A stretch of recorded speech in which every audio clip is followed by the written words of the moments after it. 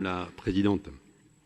Chers collègues, nous sommes réunis pour une session qui devait durer 2 jours, mais qui va se résumer à une seule journée, faute de contenu. Et pourtant, ce ne sont pas les sujets qui manquent. Vous nous dites ce matin, il faut regarder la réalité en face. Mais vous auriez pu agir contre la vie chère. Vous ne le faites pas. Vous auriez pu nous annoncer une réforme des tarifs des cantines pour les lycéens, en fonction des revenus des familles. Rien de cela. Vous auriez pu nous parler de la crise économique que traverse le bâtiment, la construction, le logement. Rien de tout cela. Vous nous parlez d'Atos, mais on pourrait aussi vous parler de grandes entreprises ou d'entreprises qui aujourd'hui sont en difficulté alors qu'elles sont sur des secteurs d'avenir. Je pense à Airseas, je pense à Systovi, je pense à Armor Group. Mais vous n'en parlez pas.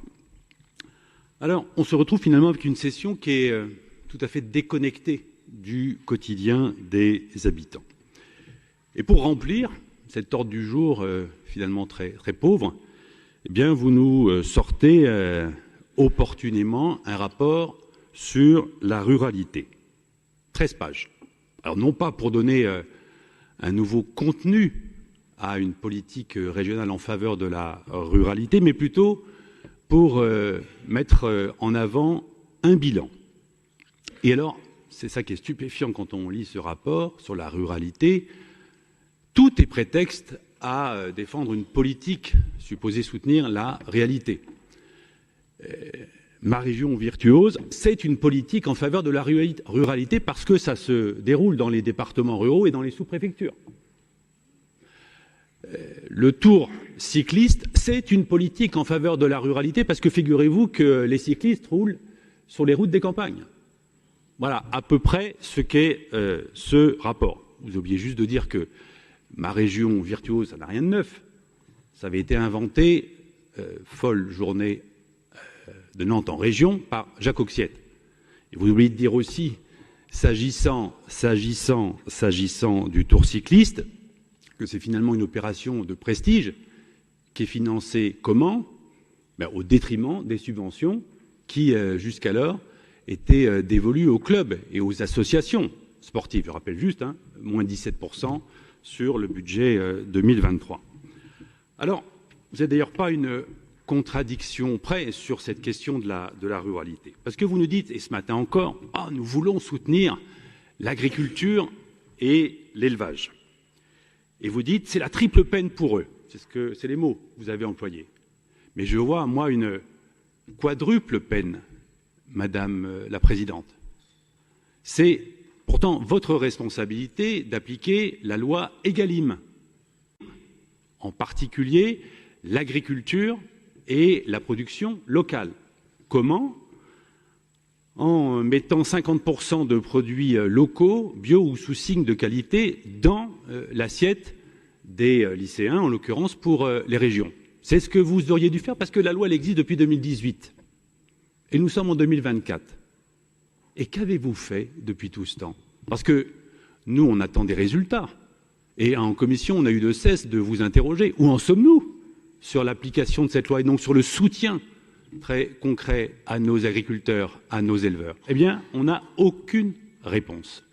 Donc finalement, vos actes sont le démenti le plus cinglant à vos discours, à vos proclamations, à vos paroles pleines de bonnes intentions, mais qui se fracassent précisément contre le mur des réalités.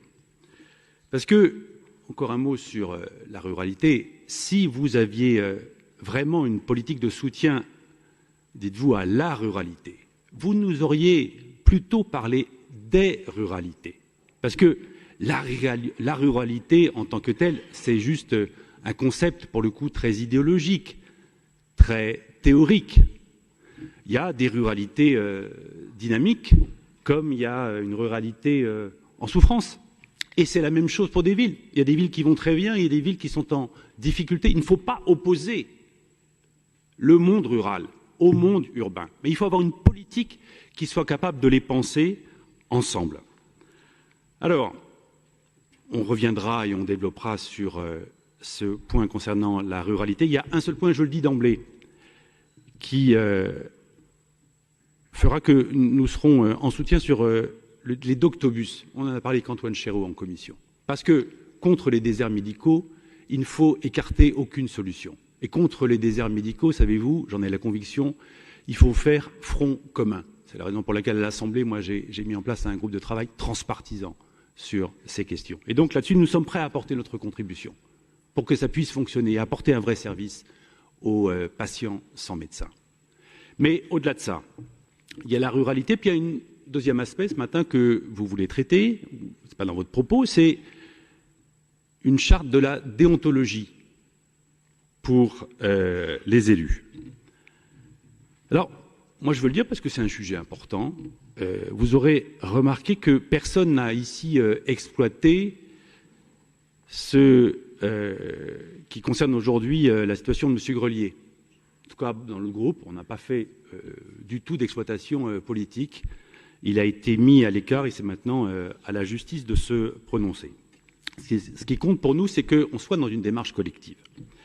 Mais votre charte de la déontologie, elle n'a donné lieu à aucune concertation avec les groupes, alors que ça concerne tous les élus. Pas de concertation, mais beaucoup de précipitation, pour le coup. Et nous, il nous semble qu'il y a des trous dans la raquette, qu'il y a des angles morts dans votre charte. Et d'abord, la question de la formation pour les élus. La première chose qu'il faut faire, c'est les sensibiliser, les former. Et ça concerne tous les élus que nous sommes ici. Et puis, nous le dirons aussi, dans un monde qui est en constant bouleversement, on a besoin de repères. Et dans notre République, la laïcité, c'est un repère. Eh bien, nous considérons que ça doit aussi être dans ce qui concerne l'ensemble des élus, dans leur comportement, dans leurs attitudes, et on fera un amendement là-dessus. Pour conclure, et pour avancer dans le débat, puisque vous nous parlez de déontologie, nous, on voudrait aussi vous parler d'éthique dans la politique. Si on veut réconcilier les citoyens avec la politique, il faut qu'on reste fidèle aux engagements qu'on a pris devant eux.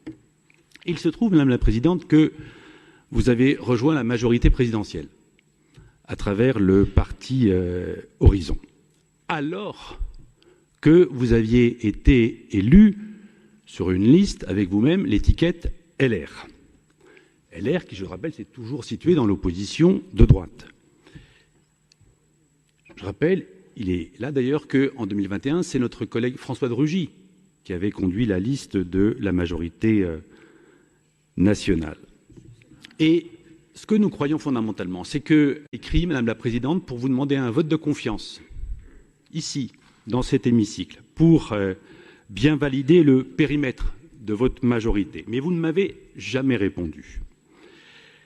Et voyez-vous, cette ambiguïté ne sert pas à la confiance dans la politique. Parce que, ici, beaucoup de collègues, et au-delà, beaucoup de citoyens attendent des réponses claires parce qu'on doit faire vivre le débat régional sur des bases solides, mais surtout, Madame la Présidente, écoutez-moi, dans le respect du vote des électeurs.